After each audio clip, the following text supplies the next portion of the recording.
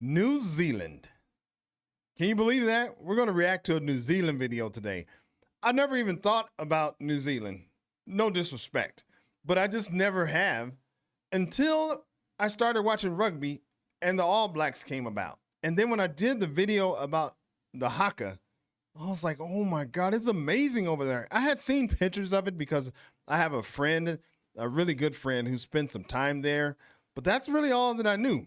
So I'm super excited about this video today, which is 15 reasons why New Zealand is the best country in the world. Ooh, those might be fighting words. And this is by the Geography Bible. There will be a link down below so you can go and support the channel. I think it's going to be a lot of fun. I'm looking forward to this one, something new. Like the video? Let's see what we can see. Isolated nation is a very desirable place to visit, live and retire. I was lucky enough to travel there in 2020, but then something called COVID-19 decided to pop up and ruin all of my plans. So in this video we've got 15 reasons why we think New Zealand is the best country in the world. What the hell? Okay. I don't know why in my head I'm thinking there's snow there. Well, obviously, and there would be different climates there, but I don't know. I guess I just thought it was like Hawaii or something. So anyway, I don't know. Is that an insult? So I bet you, I don't know. Anyway, let's keep going.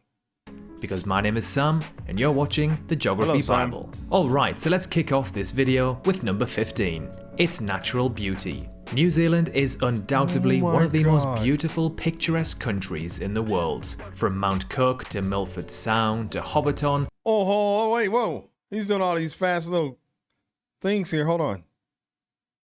Wait. New Zealand is a Let's go back. In the world. From Mount Cook to Milford Sound to Hobbiton, New Zealand is a very mountainous, rugged country. So Hobbiton? That's a thing? Hobbiton?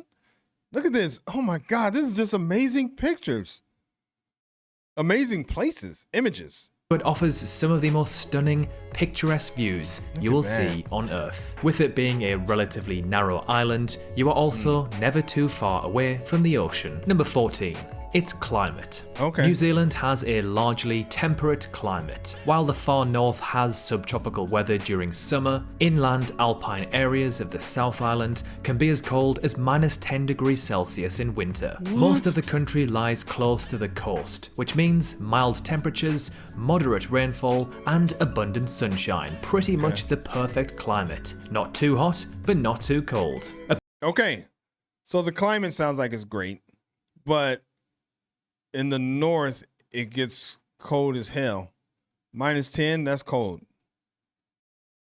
Oh, apart from earthquakes and the odd cyclone, New Zealand does not experience much life-threatening extreme weather. Number 13. Its low population and density. At just 5.1 million, New Zealand is a very small country. What's more, around a third of New Zealand lives in its biggest city, Auckland. Okay. Its biggest city is Auckland. He said it like that, Auckland. He said a third of the population lives there.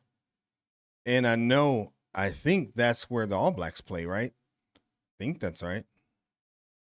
What's more, around a third of New Zealand lives in its biggest city, Auckland. To put this in perspective, there are about 75 cities in the world that are more populated than the entirety of New Zealand. Oh, wow. New Zealand has a population density of around 18 people per kilometre squared, making it one of the least densely populated countries in the world. This low population and density means less congestion, less traffic, and a general chilled vibe, which of course isn't everyone's cup of tea.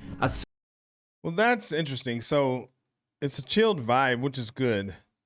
But I know what I hear a lot when I go to Hawaii is they get like island fever, where, you know, you're on the island the whole time, so it's not enjoyable, I guess. You know, you just get tired of it.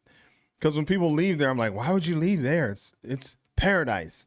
So does that same thing happen in New Zealand? I would imagine. Traffic and a general chilled vibe, which of course isn't everyone's cup of tea, as some people do prefer the hustle and bustle of big cities. Number 12. Its history and culture. Even though New Zealand is a relatively new country in terms of the year that it was discovered, it is packed. Whoa, hold on. I think I knew this. The Dutch, the first European to arrive in New Zealand was the Dutch explorer Abel Tasman in 1642. Okay, the name New Zealand comes from the Dutch New Zealand, I guess. The name first given to us by a Dutch map maker. Full of history. New Zealanders take huge pride in their culture, and the Maori people, along with their traditions, are well respected. Maori were the first to arrive in New Zealand, journeying in canoes from Hawaii about 1,000 years ago. A Dutchman, Abel Tasman, was the first. Wait, hold on. What do you say? Hawaii? I don't see that on there.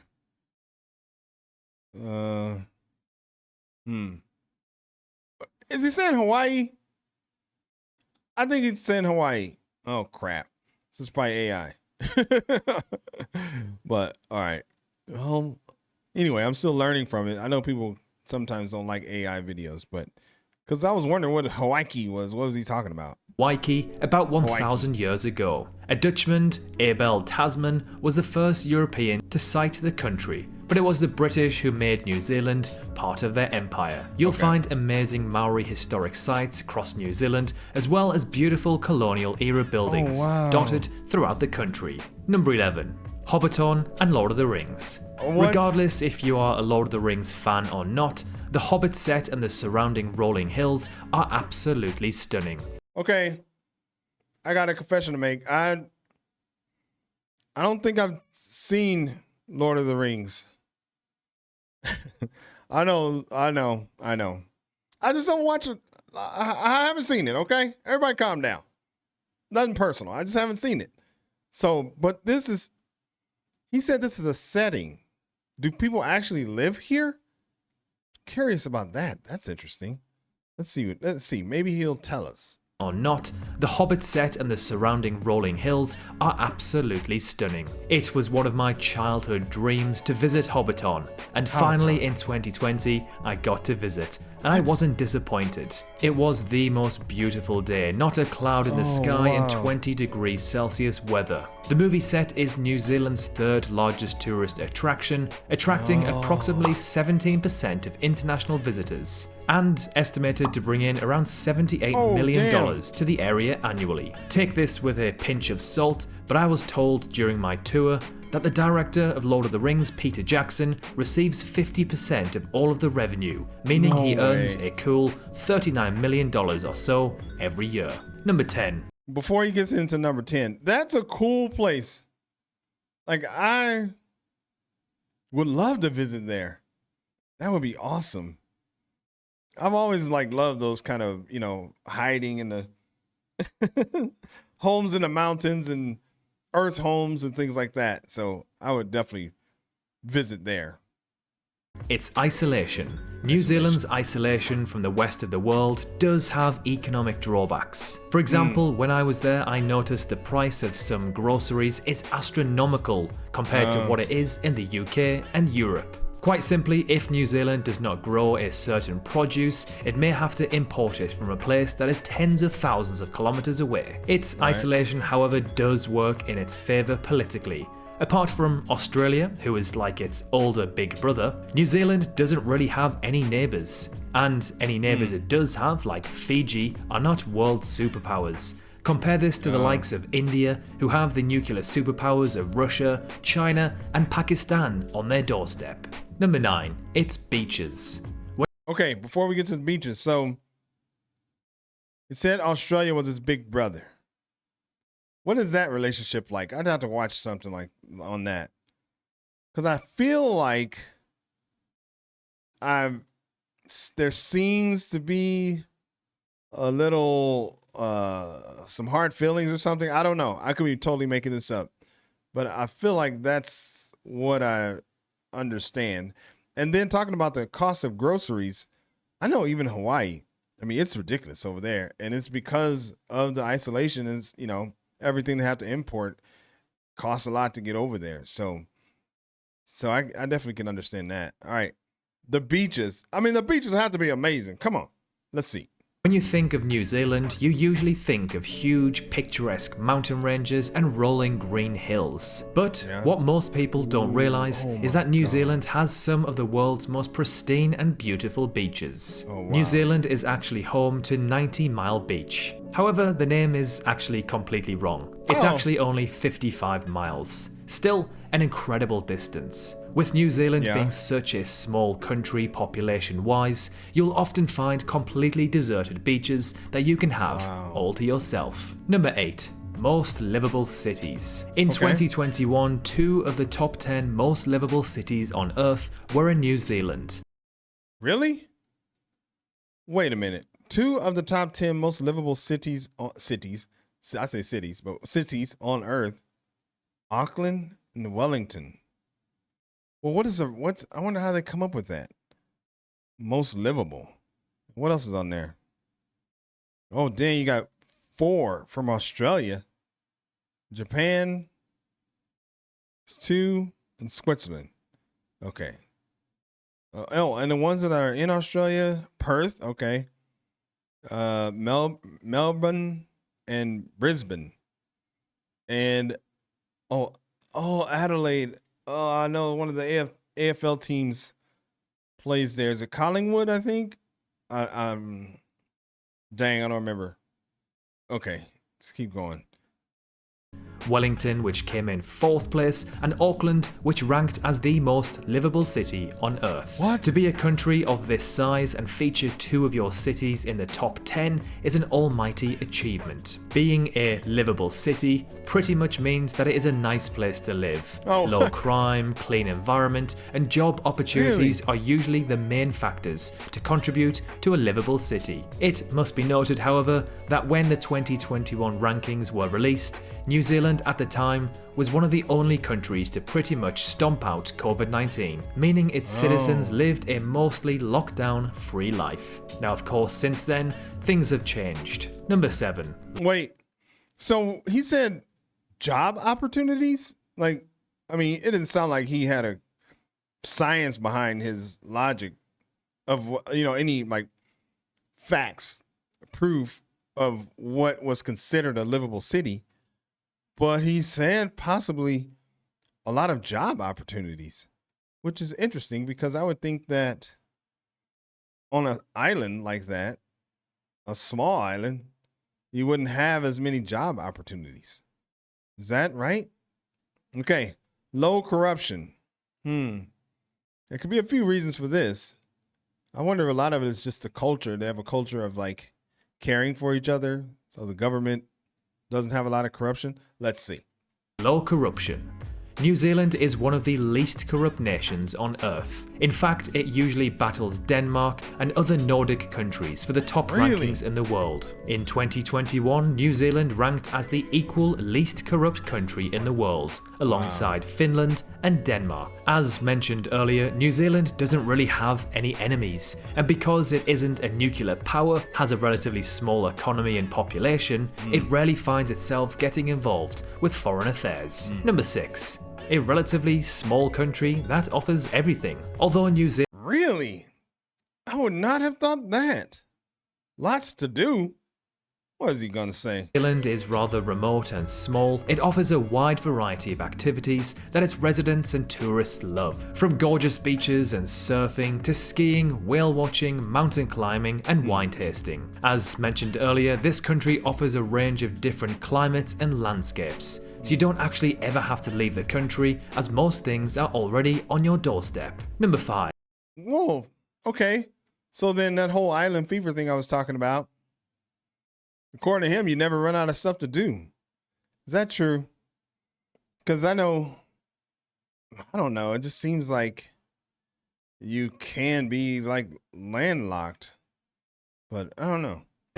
Queenstown. Often described as the adventure capital of the world, not only does it offer activities for thrill seekers such as skiing, bungee jumping and skydiving, it is also one of the coolest and most beautiful looking cities in the world. Queenstown sits on the shore of Lake Wakatipu, among dramatic alpine ranges. a popular holiday and backpacking spot for any time of the year. Queenstown is renowned for its 4 distinctive seasons. Winter brings crisp blue sky days with snow perfect for skiing. Spring retains the snow but blooms into longer, warmer days. Summer offers sunshine and long twilights, and autumn a burst of brilliant red, orange and gold. Number 4. Its social purpose. New Zealand ranks 3rd in the world when it comes to social purpose. Now, what exactly is social purpose? Well, it's the country's attitude and actions towards a variety of social... Wait, cares about animal rights, cares about human rights, cares about the environment. The lowest one is gender equality. That's okay.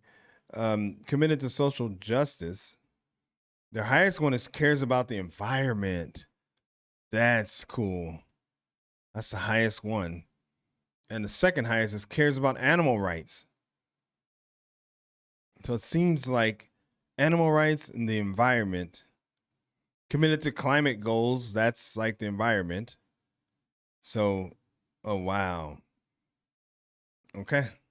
Attributes such as animal rights, human rights, the environment, commitments to climate change, gender and racial equality, and many more. For this reason, New Zealand is a very progressive, healthy place to live. Now, of course, this doesn't mean it's perfect, but ranking 3rd in the world means it is one of the best countries in the world for its social purpose performance. Number 3. Its road trips. New Zealand is a country built for epic road trips. Oh, wow. I can personally vouch for this, as I did a road trip through the country in 2020. Unfortunately, a global pandemic decided to pop up, which ended up ruining most of my plans. Low amounts of traffic outside the major cities, alongside some of the most breathtaking views you will ever see, result.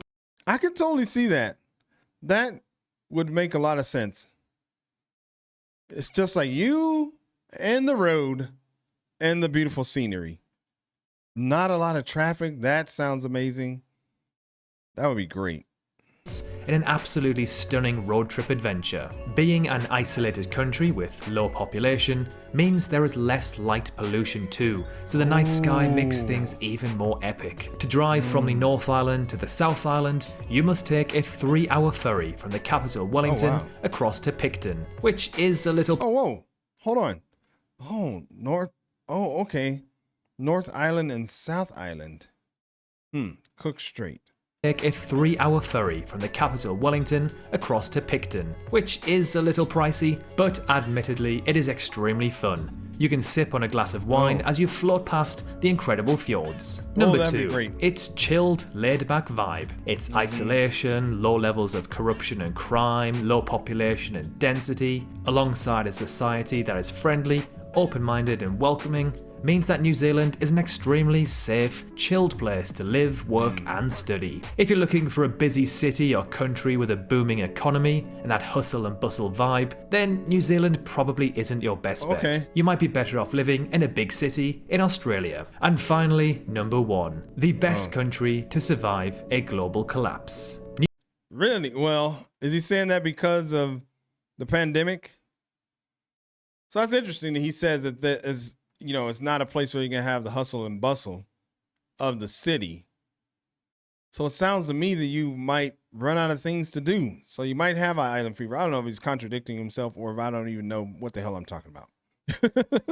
All right, let's keep going. New Zealand is often voted as being one of, if not the best country in the world to survive a global collapse in society. Its rapid response to the pandemic and ability to completely seal itself off from the rest of the world has reassured its citizens that if a society was to collapse, let's say an even deadlier pandemic or a nuclear holocaust, then New Zealand would be a safe place to be. Again, with its isolation and political stability, there are very few countries that pose a threat to New Zealand. If a nuclear war was to break out, there is a very slim chance that New Zealand would be targeted. Its mountainous, rugged terrain alongside being an island would also pretty much make a land invasion impossible to win. Now, of course, New Zealand isn't perfect. It does have many issues of its own. For one, the country is tucked away in the corner of the world.